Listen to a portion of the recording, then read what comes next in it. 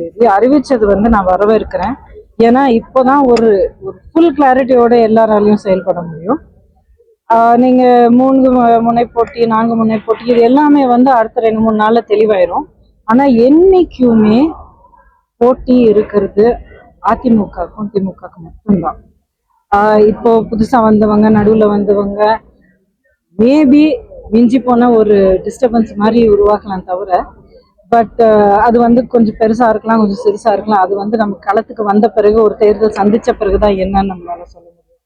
ஆனா 54 வருஷமாக களத்துல ப்ரூவ் பண்ணிக்கிட்ட கட்சி வந்து அதிமுக. அதிமுக தலைமையிலிருந்து கடைசி தொண்டன் வரைக்கும் இந்த தேர்தலில் உயிரை கொடுத்து வேலை பண்ணுவாங்க அப்படிங்கிறது உறுதி.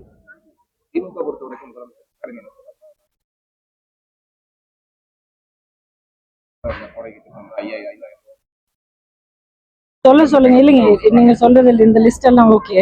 கடைசியா 5000 ரூபாய் கொடுத்தாங்க. கடைசி அப்படிங்கறது சொன்னீங்க இல்லைங்களா, அதுதான் முக்கியம். கடைசியில தான் கொடுத்தாங்க. 5 வருஷத்தோடைய ஆட்சி காலத்தோடைய கடைசியில கொடுத்தாங்க.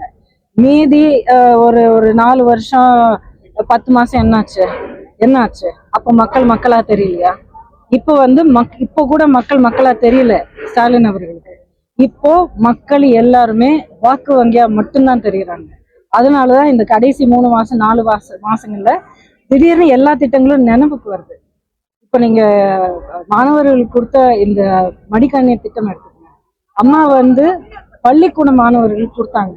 ஏன்னா உண்மையிலே அவங்க இந்த கருவியை வச்சு நல்லபடியா படிச்சு எல்லாருக்கும் இந்த பிரைவேட் ஸ்கூல்ஸ்ல படிக்கிற குழந்தைங்களுக்கு சமமா அவங்க வந்து படிச்சு வரணும் அப்படிங்கிற ஒரு எண்ணத்தோட அவங்க ஸ்கூல்ல படிக்கிற பசங்களுக்கு கொடுத்தாங்க.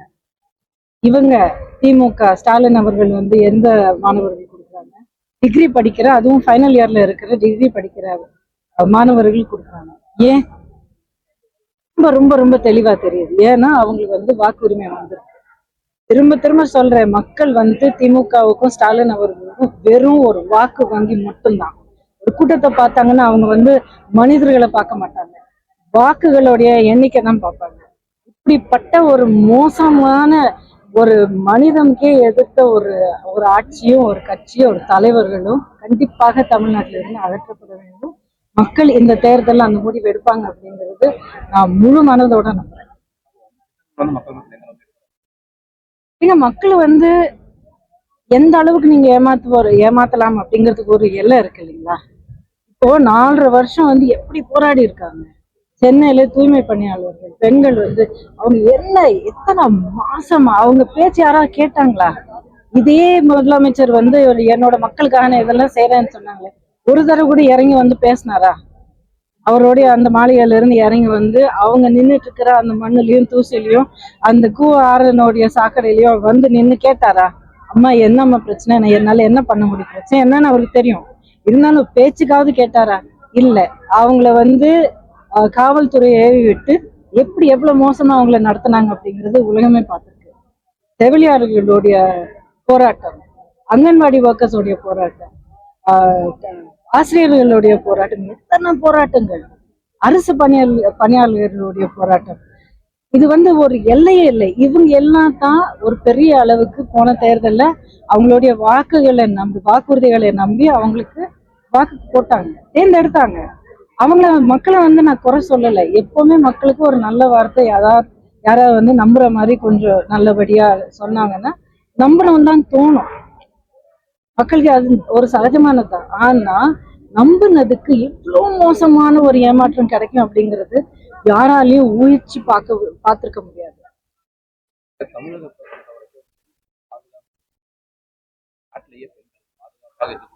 என்ன விளையாடுறீங்களா? விளாத்தி குளம் கேள்வி நீங்க தான் இப்ப கேட்டீங்க. எனக்கு பாக்ஸோ கேசஸ் அவங்களுடைய ஒபிஷியல் எண்ணிக்கை, அவங்களுடைய மினிஸ்ட்ரியோட எண்ணிக்கை வந்து பாக்ஸோ கேஸ் மட்டும் 6999 பாக்ஸோ கேஸ். அது வந்து ரெஜிஸ்டர் ஆகப்பட்ட கேசஸ் மட்டும்தான்.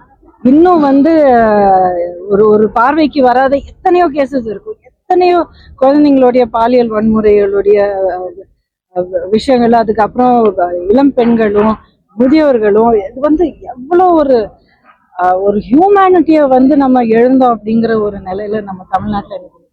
இதுக்கு முழு காரணம் வந்து ஸ்டாலின் அவர்களின் ஆட்சியில திமுக ஆட்சியில தமிழ்நாட்டு முழுவதும் ஒவ்வொரு குக்கிராமத்திலயும் சரி கஞ்சா புழக்கம், கஞ்சா மட்டும் இல்ல, இன்னும் இந்த போதைப் பொருட்கள், ஒரு சிந்தட்டிக் ட்ரக்ஸ் அப்படின்னு சொல்லுவாங்க. இந்த ட்ரக்ஸை சாப்பிட்டா அந்த சாப்பிட்டவங்கள மேல இருக்கிற ஒரு ஒரு எஃபெக்ட் எப்படி இருக்கும் அப்படிங்கிறது வார்த்தையால சொல்ல முடியாதுன்னு சொல்லுவாங்க. ஆனா அவங்க செயலால செஞ்சு காட்டுறாங்க. ஏங்க, கொஞ்சம் கூட மனுஷனா இருக்கிறவங்க ஒரு பச்சை குழந்தைய பார்த்து, இல்ல ஒரு 79 வயசு மூதாட்டியை பார்த்துட்டு அப்படி பண்ண முடியுமா? அவ்வளவு கொடூரமா நடந்துக்க முடியுமா? ஸ்டாலின் அவர்களுடைய ஆட்சியோட மிகப்பெரிய பெருமை வந்து இப்படி இந்த போதைப் பொருட்களால, இந்த இந்த போதைப் பொருட்களுடைய பரவலான ஒரு ஒரு விற்பனையால இந்த தலைமுறையும் அடுத்த 2 தலைமுறையும் இளைஞர்களை வந்து அவர் வந்து நாசமாகிட்டார், அழிச்சிட்டார் அப்படிங்கிறத சொல்லணும். கரூர் சம்பவத்தை பொறுத்த வரைக்கும்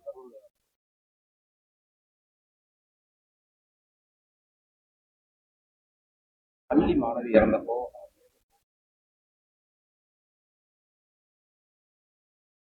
ஒரு அசால்ட்டா செயல்பட்டாங்க.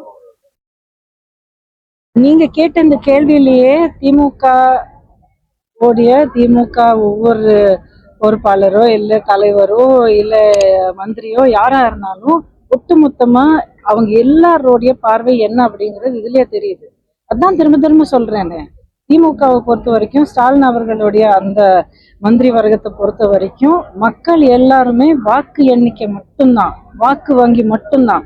மக்களை பார்த்தாங்கன்னா, ஒரு ஒரு சூழலை பார்த்தாங்கன்னா, இங்க வந்து நம்மளால இத்தனை வாக்கு சேகரிக்க முடியும், அதனால நம்ம போய் இந்த வார்த்தைகள் இந்த டயலாக் சொன்னா இந்த வரி நமக்கு ஒரு சிம்பத்தி கிடைக்கும், இந்த இடத்துல போய் நின்னா நமக்கு வந்து அடிதான் விழும் அப்படின்னு சொல்லி ஒரு சில பக்கம் போக மாட்டாங்க. ஏன்னா அங்கே நடந்த அந்த கொடூரத்துக்கு இவங்க தான் பொறுப்பாயிருவாங்க. ஆனா கரூர் மாதிரி சம்பவத்துல இது வரைக்கும் பொறுப்பு யார் பக்கம் இருக்கு, என்ன நடந்தது எப்படிங்கிறது இன்னும் விசாரணை நடந்துட்டு இருக்கிற அந்த நிலையில அவங்க வந்து ஆரம்பத்திலேயே போய் நாங்க தான் உத்தமர்கள் அப்படின்னு சொல்லிட்டு ஒரு அட்டண்டன்ஸ் போட்டுட்டாங்க.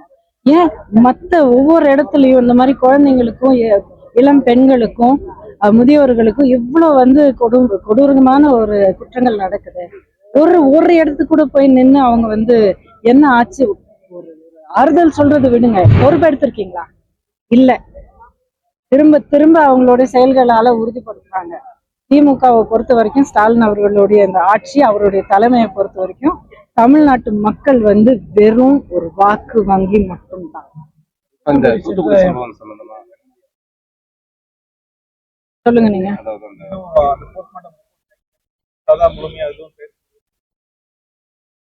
பாக்குறீங்கன்னா வந்து கரூர் சம்பவத்துல ஒரே நாள்ல எல்லாத்தையுமே வந்து கரூர் சம்பவத்துல போஸ்ட்மார்ட்டம் ரிப்போர்ட் நைட்டுக்கு நைட்டா பண்ணி கொடுத்துட்டாங்க. இப்போ விளாத்திக்குளம் சம்பவத்துல கனிமொழி அவர்கள் வந்து எனக்கு போஸ்ட்மார்ட்டம் ரிப்போர்ட் வராதனால எனக்கு என்ன நடந்துன்னு தெரியல, என்னால எதுவும் சொல்ல முடியாது, வந்த பிறகுதான் சொல்ல முடியும் அப்படின்னு சொல்றது வந்து விதமான ஒரு மனிதமற்ற ஒரு அதாவது நீங்க ஒரு அரசியல்வாதி, மக்களை பாதுகாப்பு அப்படிங்கிற ஒரு உறுதி கொடுத்து நீங்க அவங்களுடைய வாக்கு நீங்க வந்து பெற்றிருக்கீங்க, அவங்கள நம்ப வச்சு அவங்களுடைய வாக்கு பெற்று நீங்க அந்த இடத்துக்கு வந்திருக்கீங்க.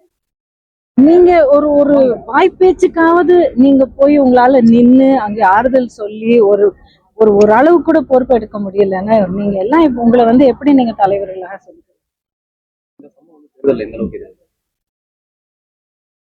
தேர்தல கண்டிப்பாக வந்து இதனால எஃபெக்ட் ஆகணும். ஏன்னா இதுதான் சாதாரண மக்களுடைய வாழ்க்கை.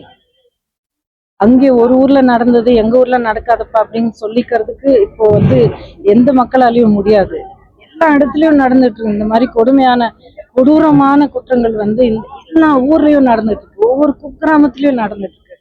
அப்புறம் தம் வீட்டுல இருக்கிற இளைஞர்களை இந்த போதை பழக்கத்துக்கு இழந்த குடும்பங்கள் வந்து எண்ணிக்கை ஏராளம். ஒரு தெருவுல போனீங்கன்னா 3 வீடு 4 வீட்டுக்கு ஒரு தடவை ஒரு குடும்பம் அவங்க வீட்டுல அவங்களுடைய இளம் மகன் வந்து இந்த பழக்கத்துக்கு அடிமையாகி அந்த குழந்தைய வந்து அவங்க இழந்துட்டாங்க. அவ்வளவுதான், உயிரோடு இருந்தும் அவங்களுக்கு வந்து இல்லை அந்த குழந்தை. இந்த மாதிரி எத்தனை குடும்பங்கள் வந்து சதறி போயிருக்கு. எல்லாமே திமுக ஆட்சியில் நடந்த இந்த இந்த போதைப் பொருட்களுடைய விற்பனையால மிகப்பெரிய பிசினஸா நடத்துறாங்க. மிகப்பெரிய பிசினஸ் நடத்துறாங்க தமிழ்நாடு முழுவதும்.